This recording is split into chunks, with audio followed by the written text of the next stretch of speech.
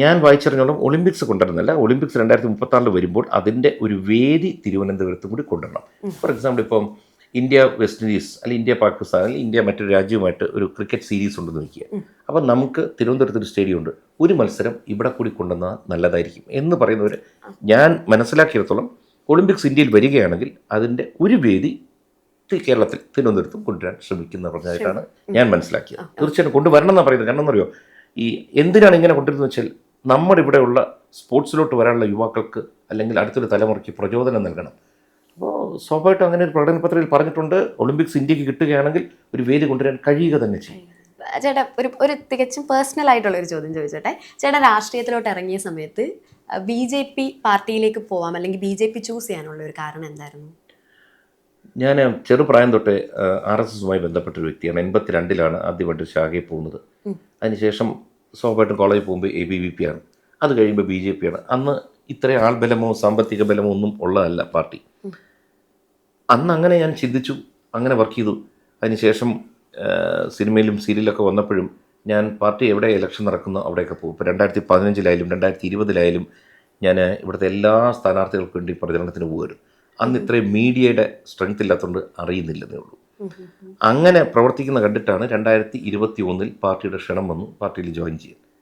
അങ്ങനെ ജോയിൻ ചെയ്യുന്നു, വർക്ക് ചെയ്യുന്നു, അത്രയേ ഉള്ളൂ. നമ്മൾ യാത്രകളിലേക്ക് വന്നു കഴിഞ്ഞാൽ സർ അത്യാവശ്യം യാത്ര ചെയ്യുന്ന ഒരാളാണ്, ജോലിയുടെ കാര്യത്തിനും രാഷ്ട്രീയപരമായിട്ടും ഫാമിലിയുടെ കൂടെയൊക്കെ. അപ്പം ഈ അടുത്തിടെ യാത്ര ചെയ്തതിൽ ഭയങ്കര അത്ഭുതം തോന്നിയൊരു സ്ഥലം ഏതാ? അല്ലെങ്കിൽ ഇനിയും നമുക്ക് അവിടെ പോകണം എന്ന് തോന്നിയതോ ഒരു കോർ മെമ്മറി ആയിട്ട് നമ്മൾ സൂക്ഷിക്കുന്ന ഒരു സ്ഥലം? ലോകം മുഴുവൻ നമ്മൾ എവിടെയൊക്കെ സഞ്ചരിച്ചാലും ഒരു കാര്യം പറയാം, ഏറ്റവും നല്ല രാജ്യമായിട്ട് എനിക്ക് തോന്നിയിട്ടുള്ളത് ഇന്ത്യ തന്നെയാണ്. കാരണം ഓരോ സ്ഥലത്ത് പോകുമ്പോഴും അത് ഭൂമിയുടെ ഭാഗം തന്നെയാണ്. എല്ലായിടത്തും ഓരോരോ പ്രത്യേകതകളുണ്ടാവും, ഇല്ലെന്ന് പറയാൻ പറ്റില്ല. ചില രാജ്യങ്ങളിൽ പോകുമ്പോൾ, പ്രത്യേകിച്ച് വെസ്റ്റേൺ വേൾഡിൽ പോകുമ്പോൾ, യൂറോപ്പിൽ പോകുമ്പോൾ വൃത്തിക്ക് വലിയൊരു സ്ഥാനമുണ്ട്. എന്ത് സാധനം താഴെ വീണെടുത്ത് കഴിക്കാം, അമ്മാരി വൃത്തിയാണ്. അപ്പോൾ അവിടെ ചെല്ലുമ്പോൾ പക്ഷേ അവിടെ അതിൻ്റേതായ പോരായ്മയുണ്ടോ വെച്ചാൽ പോരായ്മകളുണ്ട്. അതുപോലെ നമ്മുടെ UK ലണ്ടൻ പോലത്തെ സ്ഥലത്ത് ചെന്ന് കഴിഞ്ഞാൽ അതിന് എൻറ്റയർലി ഡിഫറെൻ്റായ ഗുണങ്ങളുമുണ്ട്, പ്രശ്നങ്ങളുമുണ്ട്. ഞാൻ പോയില്ലെങ്കിൽ കഴിഞ്ഞ തവണ ജപ്പാനിൽ പിള്ളേരും ഭാര്യയും കൂടി പോയി. അപ്പോൾ അവർ പോയിട്ടൊന്നും ഞാൻ അടുത്ത കാലത്ത് സഞ്ചരിച്ചാൽ ഏറ്റവും ഇഷ്ടപ്പെട്ട സ്ഥലം സമാധാനം കൊണ്ടും സന്തോഷം കൊണ്ടും വൃത്തി കൊണ്ടും എല്ലാം ജപ്പാനായിരുന്നു പറഞ്ഞു. ഞാൻ പോയിട്ടില്ല എങ്കിൽ പോലും അവർ പറയുമ്പോൾ എനിക്കൊരു പിക്ചർ കിട്ടും. അപ്പോൾ എനിക്ക് തോന്നുന്നു യാത്ര ചെയ്തല്ല എനിക്ക് വളരെ പ്രിയപ്പെട്ടെന്ന് പറഞ്ഞത്, ഞാൻ എൻജോയ് ചെയ്തൊരു സ്ഥലം എന്ന് പറയുന്നത് യൂറോപ്പ് ഞാൻ വളരെയധികം എൻജോയ് ചെയ്ത സ്ഥലം തന്നെയാണ്, ഇല്ലെന്ന് പറയുന്നില്ല. പക്ഷെ ഒക്കെയാണെങ്കിലും ഇന്ത്യക്കകത്ത് ഭാര്യ ഒരു കാര്യം പറഞ്ഞു, ഇത്രയും സ്ഥലങ്ങളിൽ പോയി, ഈ എല്ലാവർക്കും സ്നോ ഉള്ള സ്ഥലം, തണുപ്പുള്ള സ്ഥലത്ത് പോകാൻ ഇഷ്ടമാണ് ബേസിക്കലി നമുക്കിവിടെ. നമ്മൾ ചൂട് കാണുന്നവരാണ്. ഭാര്യ പറഞ്ഞു, എത്ര സ്വിറ്റ്സർലാൻഡിൽ പോയാലും എത്ര അവിടെ പോയാലും കാശ്മീരിനെ വെല്ലാൻ ഒരു സ്ഥലമില്ല. Kashmir is the best place. ഒന്ന് ഭംഗി, ഒന്ന് വിസ്തൃതമായ സ്ഥലം, 3 അവിടുത്തെ ആളുകളുടെ ലോക്കൽസിൻ്റെ പെരുമാറ്റം, 3 വേറൊരു വിഷയം എക്സലൻറ്റ് ഫുഡും കിട്ടും വളരെ കുറഞ്ഞ ചിലവിൽ. അതുകൊണ്ട് ഞാനും കാശ്മീരിൽ പോയിട്ടുണ്ട്. എനിക്കും വളരെ പ്രിയപ്പെട്ട ഒരു സ്ഥലങ്ങളിലൊന്നാണ് കാശ്മീർ. ഫുഡിൻ്റെ കാര്യം പറഞ്ഞല്ലോ, ഫുഡ് ഏറ്റവും ഇഷ്ടപ്പെട്ട ഫുഡ് ഏതായിരുന്നു? അല്ലെങ്കിൽ നമ്മളിങ്ങനെ കഴിക്കാനായിട്ട് ഒരു കൊതി തോന്നുന്ന ഫുഡ് എപ്പോഴും എന്താ? എൻ്റെ ഏറ്റവും ബേസിക് ഒരു സംഭവം എന്ന് വെച്ചാൽ ചപ്പാത്തി ദാൽ അല്ലെങ്കിൽ റൊട്ടി ദാൽ എപ്പോൾ കിട്ടിയാലും ഞാൻ കഴിക്കും. ഞാൻ അരി വലുതായിട്ട് പ്രിഫർ ചെയ്യുന്ന ഒരാളല്ല. നേരെ വിപരീതമാണ് എൻ്റെ ഭാര്യ. 3 നേരവും അരിയാഹാരം കിട്ടിയാലും കഴിക്കും.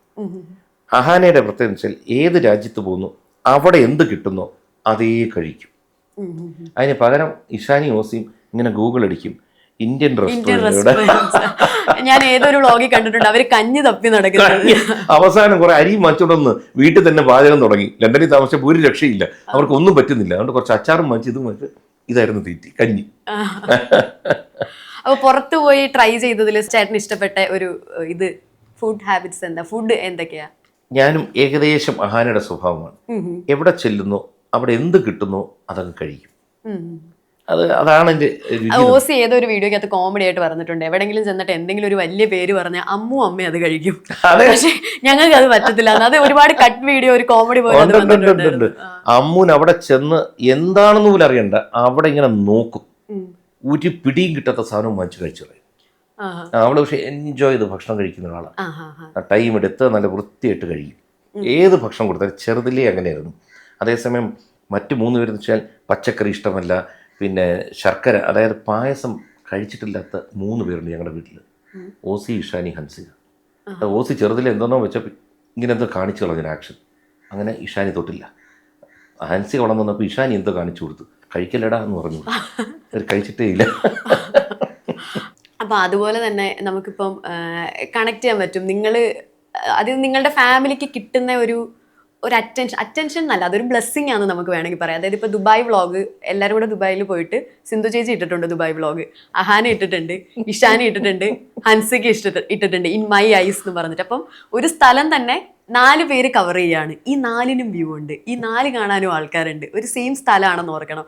അപ്പോൾ നമുക്കതൊരു അത്ഭുതമല്ലേ കാണുമ്പോൾ? നമ്മുടെ മിമിക്രിയുടെ ആൾക്കാർ പറയില്ലേ, ഒരേ ഡയലോഗ് തന്നെ പ്രേം നസീർ പറഞ്ഞാൽ എങ്ങനെ ഇരിക്കും, മമ്മൂട്ടി പറഞ്ഞാൽ എങ്ങനെ ഇരിക്കും.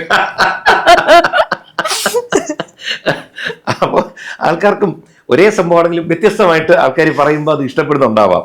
അതൊക്കെ ഒരു ഭാഗ്യമാണ്. കാരണം എന്നറിയോ, ഞാൻ പറഞ്ഞൊരു, ഞാൻ സിനിമയിൽ ഒരു സ്റ്റാർഡം വഹിച്ച ഒരാളല്ല. ഇപ്പോൾ മമ്മൂട്ടി, മോഹൻലാൽ, സുരേഷ് ഗോപി ഇവരുടെ കാലഘട്ടത്തിലാണ് ഞാൻ വളർന്നത്. ഞാൻ എന്നും ഒരു സ്ട്രഗിളറായിരുന്നു സിനിമയിൽ. അങ്ങനെ ഒരു സ്ട്രഗിളറായ ഒരാളുടെ കുടുംബത്തിനോട് ഇത്ര ഇഷ്ടം വരുന്നത് നിങ്ങളൊന്ന് ആലോചിക്കുക, എത്ര വലിയൊരു അനുഗ്രഹമാണെന്ന്. കാരണം ഞങ്ങൾ എന്തൊക്കെയോ കാണിക്കുന്നു, അതെല്ലാം ആൾക്കാർ ഇഷ്ടപ്പെടുന്നു. ആൾക്കാർ എവിടെയും ചെല്ലുമ്പോൾ ഞങ്ങളുടെ അടുത്തൊന്ന് ഞങ്ങളുടെ വിശേഷങ്ങൾ ചോദിക്കുന്നു. ഞാനത് വളരെയധികം എൻജോയ് ചെയ്യുന്ന ഒരാളാണ്. എൻ്റെ അടുത്ത് ആൾക്കാർ വരും, കൊച്ചു കുട്ടികൾ വരെ വന്നിട്ടൊക്കെ ഫോട്ടോ എടുക്കും. ഞാൻ നിന്ന് കൊടുക്കും, കുറേ നേരം നിന്ന് ഫോട്ടോ എടുക്കും. കാരണം ഇതൊക്കെ നമുക്ക് കിട്ടുന്ന ഒരു വലിയ ഒരു സുലഭമായൊരു അവസരമാണ്. ഞാനിങ്ങനെ എൻജോയ് ചെയ്യുന്ന ഒരാൾ. ഇതൊക്കെ ആൾക്കാർ നോക്കും, ചിരിക്കും. ചിലർ അഭിപ്രായം പറയുമായിരുന്നു, പണ്ട് മോശം പറയും, ഇപ്പോൾ 100% ആൾക്കാരും നല്ലതാവെന്ന് പറയും. അഥവാ അതിന് മോശം കമൻറ്റ് ഞാൻ ചിലർക്ക് മറുപടി പേഴ്സണലി അയക്കും. ഒന്നുമല്ല, സ്നേഹത്തിൻ്റെ ഭാഷയിൽ ഇമ്മീഡിയറ്റ്ലി തിരിച്ചൊരു, അയ്യോ ചേട്ടാ, ഞാൻ നിങ്ങളെയൊന്നും കണ്ടിട്ടില്ല, അന്നേരത്തെ ദേഷ്യം കൊണ്ട് ഞാൻ എഴുതിയതാണ്. ഞാൻ ഒരിക്കലും ദേഷ്യം വെക്കരുത്.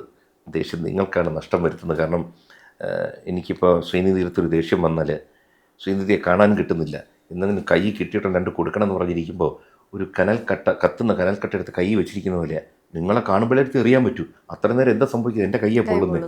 അതുകൊണ്ട് ആരോടും നമ്മൾ ദേഷ്യം മനസ്സിൽ വെച്ചുകൊണ്ടിരുന്ന നഷ്ടം നമുക്കാണ്. കാരണം അവൻ വരട്ടെ എന്ന് പറഞ്ഞിരിക്കുക, അവൻ അവിടെ അടിച്ച് പൊളിച്ചാൽ ഹാപ്പി ആയിട്ടിരിക്കുകയായിരിക്കും, ചിരിച്ചുകൊണ്ടിരിക്കുകയായിരുന്നു, നമ്മളിവിടെ വെന്തുകൊണ്ടിരിക്കുക.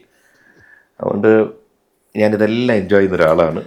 സിന്ധു ചേച്ചിയുടെ വീഡിയോ ഇടുമ്പോഴും അതിന്റെ താഴെ വരും, കേക്ക ചേട്ടനോട് ഒരു വീഡിയോ ഇടാൻ പറ, ഒരു വ്ളോഗ് ഇടാൻ പറ എന്ന് കാണാറുണ്ട്. അപ്പോൾ എല്ലാവരും ആക്ച്വലി ക്യൂരിയസ് ആണ് ഒരാൾ ഇടുന്ന വ്ളോഗ് ഏതാണെന്ന് കാണാനായിട്ട്. വലിയൊരു ഭാഗ്യം. കാരണം വെച്ച് കഴിഞ്ഞാൽ എല്ലാവരെയും സ്നേഹിക്കുന്നു. വ്യത്യസ്തമായിട്ട് അല്ലെങ്കിൽ ഒരാളുടെ വ്ളോഗ് കണ്ടാൽ പോരെ, ഒരേ സംഭവം തന്നെയല്ലേ. ജപ്പാനിൽ പോകുന്നു, വേറെ ജപ്പാനൊന്നും കാണിക്കുന്നില്ലല്ലോ, അതേ ജപ്പാൻ തന്നെയാണല്ലോ. ഈ പറഞ്ഞ പോലെ വീണ്ടും ഞാൻ ഒരു ഇൻ്റർവ്യൂവിനകത്ത് ചിലപ്പോൾ 1000 വട്ടം ഭാഗ്യവും അനുഗ്രഹം എന്നും പറയും കേട്ടോ. അതെൻ്റെ ഒരു ശീലമായിപ്പോയി. അങ്ങ് ക്ഷമിക്കുക.